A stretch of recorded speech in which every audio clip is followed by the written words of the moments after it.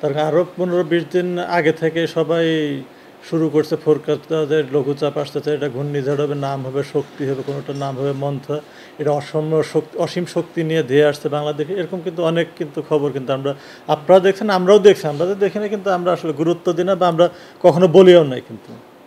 তার কারণ আসলে আমরা শতভাগ নিশ্চিত না হওয়া পর্যন্ত, তার কারণে এখন তো আপনারা জানেন আমরা কিন্তু 10 দিন আগে, কিন্তু অ্যাটলিস্ট 10 দিন আগে কিন্তু বোঝা যায় একটা ঘূর্ণিঝড় হবে কি হবে না, এটা 10 দিন আগে মোটামুটি আমরা টের পাই। কিন্তু আমরা বলতে পারি না, তাকে আপনি তো পরক্ষণে এসে আমারে বলেন, ভাই আপনি বললেন যে ঘূর্ণিঝড় হবে, কিন্তু হলো না তো। হ্যাঁ, তো এই দায়িত্ববোধ থেকে আমরা আসলে নিশ্চিত না হওয়া পর্যন্ত বলি না। তো এই যে 27 তারিখে যে লঘুচাপ যেটা হলো, এটা কিন্তু আমরা 4-5 দিন আগেই বলছিলাম 27 তারিখে থেকে একটা লঘুচাপ হবে, এটা পরবর্তীতে আসলে বোঝা যাবে যেটা হওয়ার পরে এটা কোন পর্যায়ে শক্তি সঞ্চয় কী পরিমাণ করবে, এটা ঘূর্ণিঝড় আদৌ হবে কি না। তো এটা দেখেন, এই লঘুচাপটা গতকালকে কিন্তু সুস্পষ্ট লঘুচাপ পরিণত হয়েছিল সকালে, এবং আজকে ভোর 6টায় এটা নিম্নচাপে পরিণত হয়, এবং সর্বশেষ সকাল 9টায় কিন্তু এটা গভীর নিম্নচাপে পরিণত হয়।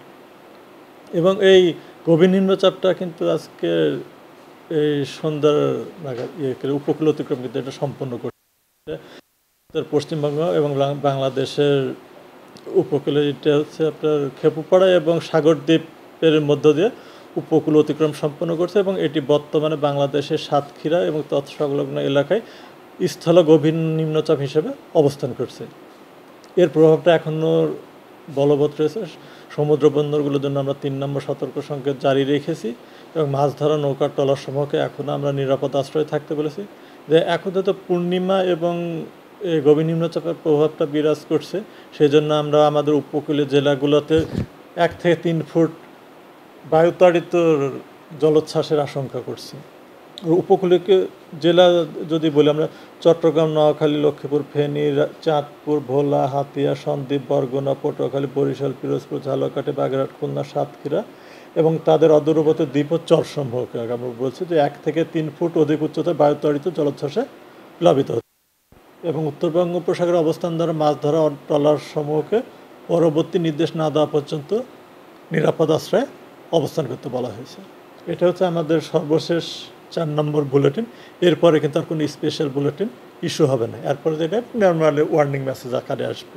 আগে থেকে কিন্তু আমরা ভারী বর্ষণের একটা কথা বলছিলাম, যে যেহেতু এই সময় একটা লঘুচাপ হবে, এই আশঙ্কা থেকে আমরা গত 26 তারিখ কিন্তু একটা ভারী বর্ষার সতর্ক সংকেত জারি করেছিলাম, এবং সেখানে বলছিলাম 28 তারিখ থেকে সকাল 10টাতে পরবর্তী 72 ঘন্টায় খুলনা, বরিশাল, চট্টগ্রাম এবং সিলেট বিভাগের কোথাও কোথাও ভারী থেকে অতি ভারী বর্ষণ হতে পারে। এবং সেই সাথে আমরা বলছিলাম চট্টগ্রাম বিভাগের পাহাড়ি এলাকায় কোথাও কোথাও ভূমিধসের সম্ভাবনার কথা বলছিলাম। পরবর্তীতে কিন্তু আমরা এটা গতকালকে আবার আপডেট বিভাগ, অর্থাৎ ঢাকা এবং ময়মনসিংহকে অ্যাড করছিলাম এই সতর্ক সংকেতের মধ্যে, এবং আজ সারা দেশে আমরা ভারী বর্ষণের সতর্ক সংকেত জারি করেছি। এটা আগামী 48 ঘন্টা পর্যন্ত বলবৎ রয়েছে।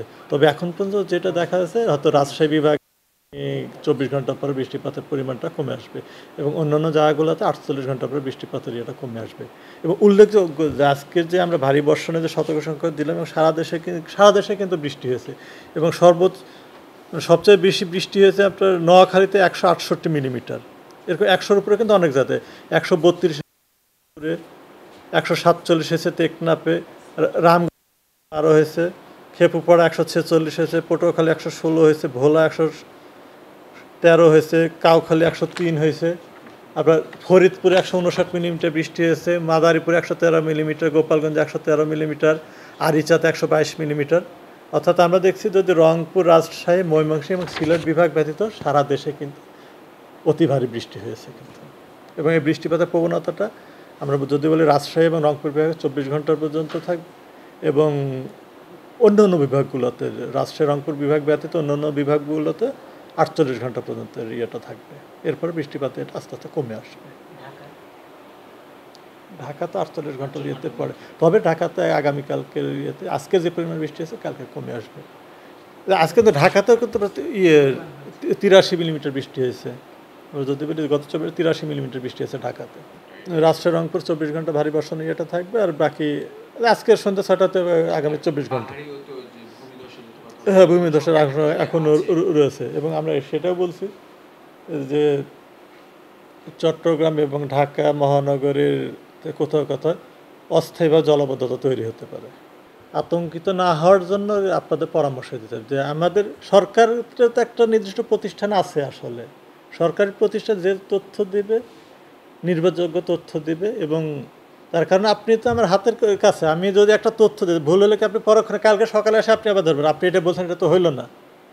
এখন সোশ্যাল মিডিয়া যেটা বলছে সে বিদেশ থেকে একটা পোস্ট দিই, এটা যদি আমরা নাচানাচি করি এবং আচ্ছা একজন ব্যক্তিকে নিয়ে আমরা মিডিয়া, এটা তো আমরা তো ইয়ে করছেন, সাধারণ জনগণও কিন্তু তাদের ইয়ে করছেন। মিডিয়া কেন তাদের নিয়ে তার বক্তব্য কেন একটা মিডিয়া প্রচার করে, একজন ব্যক্তিকে কেন একটা প্রতিষ্ঠানে, সরকারি প্রতিষ্ঠানের সঙ্গে প্যারালাল দাঁড় করাবে কেন? মিডিয়া, এটা তো মিডিয়া তৈরি আসলে এইগুলো। এখন আপনারাই ভালো বলতে পারবেন আসলে কীভাবে আপনারা এটা ইয়েটা করেন। তার একটা ব্যক্তিকে আপনারা একটা প্রতিষ্ঠানের এগেনস্টে ইয়ে করে দাঁড় করে দিচ্ছেন, যে সে ইভেন অনেক মিডিয়া আমরা দেখছি যে একটা মিডিয়া অমুক তো এটা বলছে, আপনি কী তাতে যে সাইক্লোনের নাম দেওয়া আছে তাতে আমরা 30 বছর আছে, 25-30 বছর চলে যাবে আর কি, যে সাইক্লোনের নাম দেওয়া আছে, নাম কিন্তু না তো অর্থাৎ তার আমার কিন্তু কী হবে, আমি কিন্তু নাম ইয়ে করে রাখছি। যদি বঙ্গোপসাগরে হয় সাইক্লোন, এর নাম হচ্ছে শক্তি, শক্তির পরে আছে মন্থা, মন্থার পরে আর একটা নাম আছে আমার দেখতে হবে ওয়েবসাইটে দেওয়া আছে, এইভাবে নাম কিন্তু সিরিয়ালের পর আছে এবং এবং এই নামগুলো দেয় কার, বাংলাদেশের নাম অর্থাৎ বে অফ বেঙ্গল এবং অ্যারাবিয়ান সিতে যে মেম্বার কান্ট্রিগুলো প্রায় 13টা দেশ সম্ভবত মেম্বার, এটা 8টা-10টা করে নাম তাদের ইয়েতে, তার নিজ নিজ ভাষায় কিন্তু নামগুলো দেয় এবং নামগুলো কিন্তু আছে ওয়েবসাইটে দেওয়া আছে, সবাই ওপেনলি পাচ্ছে। আমি WM-এর ওয়েবসাইটে, আমার নিজের যা যা দেশের ওয়েবসাইটে আমি দেখছেন, আপনি দেখছেন যে শক্তি দেওয়া আছে, এরপর হবে আপনি বলতে ধেয়ে আসছে বঙ্গোপসাগরের শক্তি, কিন্তু পরক্ষণে একটা আশঙ্কা হলো যে শক্তিটা বঙ্গোপসাগরে অ্যারাবিয়ান সিতে একটা সিস্টেম তৈরি হচ্ছে, এটা না শক্তি তাহলে অ্যারাবিয়ান সিতে শক্তি তৈরি হবে, এই বঙ্গোপসাগরে বা মন্থা এরকম কিন্তু আসছে আসলে এগুলো। কিন্তু এটা বিএমডি কিন্তু কখনো বলে, শুধু বিএমডি না, আইএমডিও বলে না, কোনো সেন্টারই বলে না যে এটা এই যটা ধেয়ে আসতে কি আপনার সোশ্যাল মিডিয়া মোবাইল দিয়ে হাতে নিয়েছেন, এই ধেয়ে আসছে একটা অ্যাট্রাকটিভ একটা সাইক্লোনের ছবি দিয়ে ইয়ে করে তার ভিউ বানানোর জন্য এই কাজগুলো করা হচ্ছে আসলে। ওয়ালটন বিএলডিসি ফ্যান, খরচ বাঁচে 65% পর্যন্ত। ওয়ালটন বিএলডিসি ফ্যান ছড়ায় স্বস্তির সবুজ হাওয়া।